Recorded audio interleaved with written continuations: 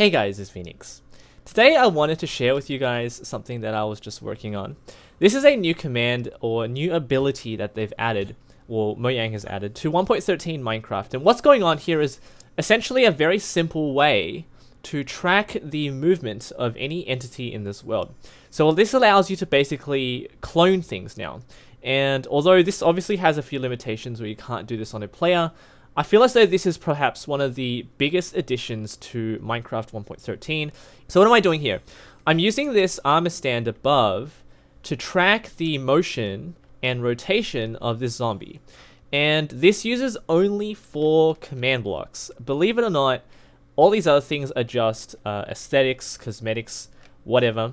And this little scoreboard here to show you guys what I'm actually doing.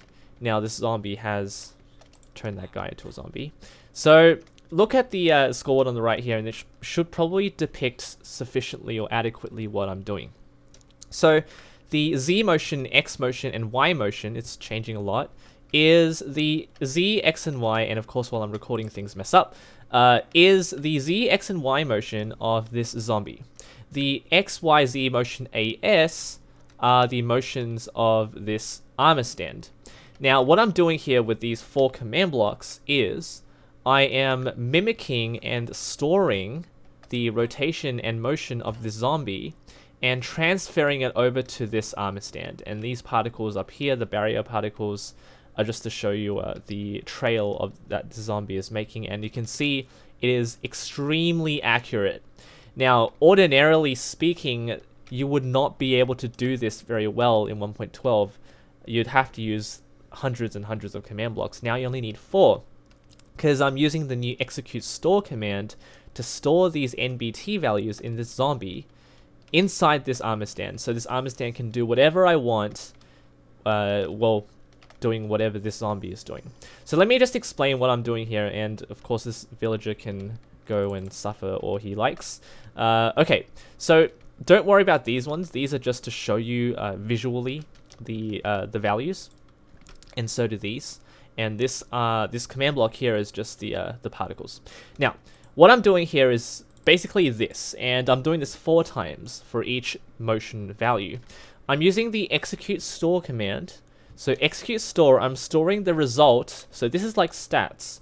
I'm storing the result of the next command that I'm about to show you. So I'm storing the result into the entity, the armor stand, limit 1. It's the new C value.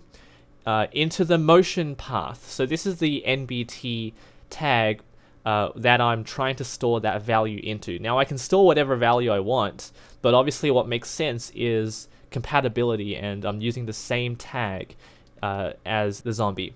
So I'm storing it, and it's a double value, and I'm using a multiplier. I'm making it a lot less. Now the reason why I'm reducing the value is because motion is such, it has a lot of decimals, so what I wanted to do was I wanted to multiply by a value of 10, a power of 10, and then just divide it again, so I get a similar result. Now, there are little kinks that I haven't really figured out, and why the game tends to favor negative values. It doesn't make sense to me, but this is the only way I was able to fix it. And so the command that I want to get the value from, so run, is the separator for subcommands, remember that. Data get, I'm getting the data value of the husk, which is the zombie underneath. I'm getting the data value of his motion, multiplying that by 10,000, then dividing it by whatever value that I specified before, timesing it by 0.002. So I'm doing that for motion 0, which is the X one, the Y motion, which obviously is less important because he's not jumping around, and the Z motion. And then finally the rotation, so the same thing. Rotation's a float value, it's not the same, and that's because it doesn't have decimals, and so I'm doing that for the husk again. So I'm doing exactly the same thing 4 times, and this is exactly what I'm doing here. I'm just basically storing the result in a scoreboard objective instead of an entity, and so I can show you guys what this is. And I do have another scoreboard objective called rotation, and you can see that the rotation of the armor stand and the zombie, they're the same. 275, 257, they're all the same.